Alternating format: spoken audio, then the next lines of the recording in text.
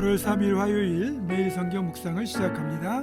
오늘 함께 나눌 말씀은 이사야 54장 1절로부터 17절까지의 말씀입니다. 이사야 54장 1절로부터 17절까지의 말씀을 제가 봉독합니다.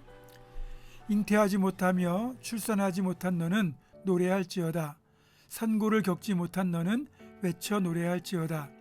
이는 홀로 된 여인의 자식이 남편 있는 자의 자식보다 많음이라.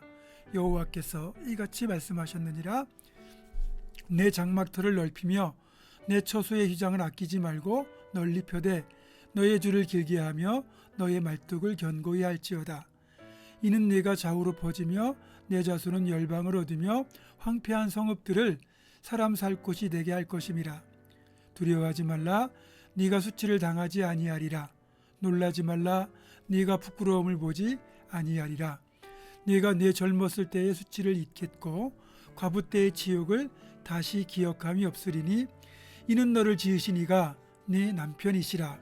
그의 이름은 만군의 여호와이시며 네 구속자는 이스라엘의 거룩한 이시라. 그는 온 땅의 하나님이라 일컬음을 받으실 것이라.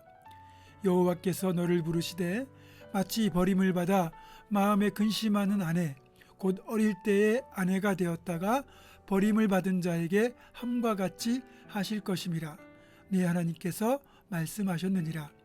내가 잠시 너를 버렸으나 큰 긍휼로 너를 모을 것이요 내가 넘치는 진노로 내 얼굴을 네게서 잠시 가렸으나 영원한 자비로 너를 긍휼히 여기리라. 내 구속자 여호와께서 말씀하셨느니라. 이는 내게 노아의 홍수와 같도다. 내가 다시는 노아의 홍수로 땅 위에 범람하지 못하게 하리라 맹세한 것 같이 내가 내게 노하지 아니하며 너를 책망하지 아니하기로 맹세하였노니 산들이 떠나며 언덕들은 옮겨질지라도 나의 자비는 내게서 떠나지 아니하며 나의 화평의 언약은 흔들리지 아니하리라. 너를 긍휼히 여기시는 여호와께서 말씀하셨느니라.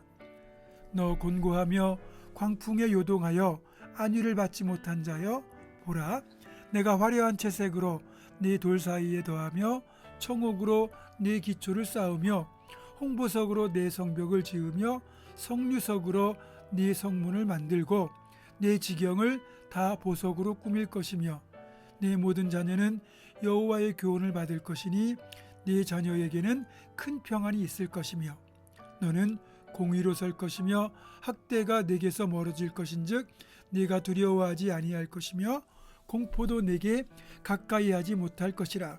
보라, 그들이 분쟁을 일으킬지라도 나로 말미암지 아니한 것이니 누구든지 너와 분쟁을 일으키는 자는 너로 말미암아 패망하리라.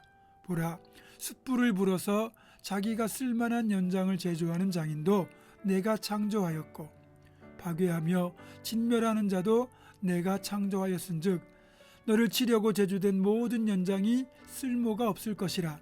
일어나 너를 대적하여 송사하는 모든 혀는 내게 정죄를 당하리니 이는 여호와의 종들의 기업이요 이는 그들이 내게서 얻은 공의니라. 여호와의 말씀이니라. 아멘. 한때는 멸망하여 포로로 끌려갈 정도로 쫄딱 망한 인생. 54장의 1절의 표현대로 하자면 잉태하지 못하며 출산하지 못하는 저주받은 여인같이 비참하게 되어버린 그런 인생이라 할지라도 하나님께서 회복의 은총을 베푸실 때 상상을 초월하는 놀랍고 풍성한 축복이 임한다는 약속의 말씀이 오늘 본문 54장에 실려 있습니다. 그러면 그 하나님이 약속하시는 회복의 약속 가운데 들어있는 축복은 어떤 것들인지 보겠습니다. 2절과 3절을 제가 다시 읽습니다. 네 장막터를 넓히며 내 처소의 휘장을 아끼지 말고 널리 펴되 너의 줄을 길게 하며 너의 말뚝을 견고히 할지어다. 이는 네가 좌우로 퍼지며 내 자손은 열방을 얻으며 황폐한 성읍들을 사람 살 곳이 되게 할 것임이라. 아멘. 보세요. 홀로 된 여인임에도 남편 있는 자보다 자식이 많은 복을 주셨기 때문에 먼저 장막터를 넓히고 처소의 휘장을 널리 펴고 줄을 길게 하고 말뚝을 견고히 하라, 이렇게 말씀하십니다. 여러분, 장막터를 넓히는 이유가 뭡니까? 집을 확장하기 위한 거죠. 식구들이 많다 보니까 집이 좁다는 거예요. 그래서 집을 넓히는 거예요. 그 정도로 풍성한 축복이 현실적으로 임한다는 약속이에요. 휘장을 널리 펴는 것은 그만큼 선한 영향력이 커지는 축복이고, 말뚝을 견고히 하는 것은 그 축복이 일시적이거나 외부의 상황에 좌우되는 허술한 축복이 아니라 어떤 상황에도 전혀 사라지지 않고 흔들리지 않는 견고한 축복이 될 것임을 알려주는 겁니다. 그 결과 자손들이 좌우로 퍼지고 열방을 얻게 되고 황폐한 성읍들이 사람이 살 수 있는 곳으로 바뀌게 된다는 거죠. 그럼 하나님께서 그렇게 회복을 주시는 이유가 어디에 있는지 4절 이하에 잘 나옵니다. 두려워하지 말라. 네가 수치를 당하지 아니하리라. 놀라지 말라. 네가 부끄러움을 보지 아니하리라. 네가 젊었을 때의 수치를 잊겠고 과부 때의 지옥을 다시 기억함이 없으리라. 그러시면서 그 이후로 5절에서 이는 너를 지으신 이가 네 남편이시라. 그의 이름은 만군의 여호와이시며 네 구속자는 이스라엘의 거룩한 이시라. 그는 온 땅의 하나님이라 일컬음을 받으실 것이라 라고 말씀하고 있습니다. 한마디로 하나님은 이스라엘을 향하여 하나님 자신이 이스라엘의 남편이다, 이렇게 말씀하시면서 그들이 홀로 되었을 때의 수치가 다시는 있지 않을 것이다. 미래에는 영광과 기쁨만이 넘칠 것이다, 이렇게 말씀하십니다. 여기에 더하여 하나님은 이스라엘의 영원한 자비를 베풀 것이고 다시는 그들을 멸망시키지 않을 것이라고 약속합니다. 또 예루살렘은 아름다운 신부와 같이 회복되어 평화와 기쁨이 넘치는 하나님의 도성이 될 것까지 약속하고 있습니다. 온갖 아름다운 것들로 예루살렘을 꾸미며 거기에 거주하는 인생들을 복 주실 것으로 저렇게 하나님은 약속하고 계세요. 여러분, 하나님을 떠난 인생은 황폐할 수밖에 없습니다. 그건 개인도 그렇고 공동체도 그렇고 민족도 마찬가지입니다. 하나님을 떠나면 점점 기울어지고 메말라 가다가 끝내는 멸망할 수밖에 없어요. 그것이 하나님을 떠난 인생, 공동체, 민족의 결말입니다.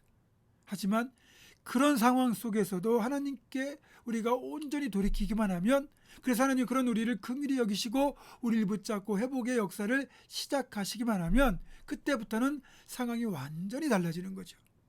쫄딱 망했던 인생, 쫄딱 망했던 공동체, 쫄딱 망했던 민족이라도 얼마든지 회복이 되는데, 날마다 장막터를 넓히고 휘장을 널리 펴고 줄을 길게 늘리고 말뚝을 견고히 받게 되는 번성함의 축복이 찾아온다는 거예요.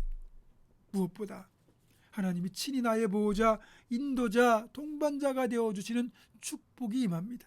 어느 누구도 나를 무시하지 못하고 나를 함부로 대하지 못하도록 주님이 든든한 백그라운드가 되어주시는 거죠. 오늘은 그 약속을 우리에게 주고 있습니다.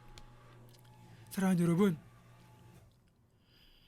전능하신 하나님이 우리를 얼마나 사랑하시는가를 다시 한번 기억하시고 그 놀라운 일을 행하신 하나님 꼭 붙들고 오늘도 하나님 안에서 회복의 역사를 이루어가는 우리가 되기를 주님의 이름으로 축원합니다. 기도하겠습니다.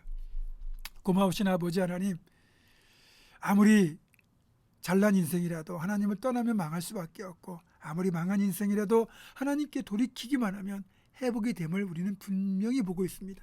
주님, 전능하신 하나님께 돌아오는 것이 회복의 지름길이고 축복의 비결임을 잊지 않게 하시고 반드시 하나님 안에서 하나님께 온전히 돌이켜서 회복의 역사를 이루시는 하나님의 그 손길을 우리 모두가 풍성히 누리게 하여 주시옵소서. 예수님의 이름으로 기도하옵고, 이제는 우리 주 예수 그리스도의 은혜와 하나님의 사랑과 성령의 교통하심이, 놀라운 회복의 역사를 이루신 하나님 꼭 붙들고 오늘도 하나님 안에서 믿음으로 살아갈 것을 결단하는 사랑하는 모든 성도들, 이들의 삶과 가정과 생업과 우리 교회 위에 지금부터 영원토록 함께 하시옵기를 간절히 축원하옵나이다. 아멘.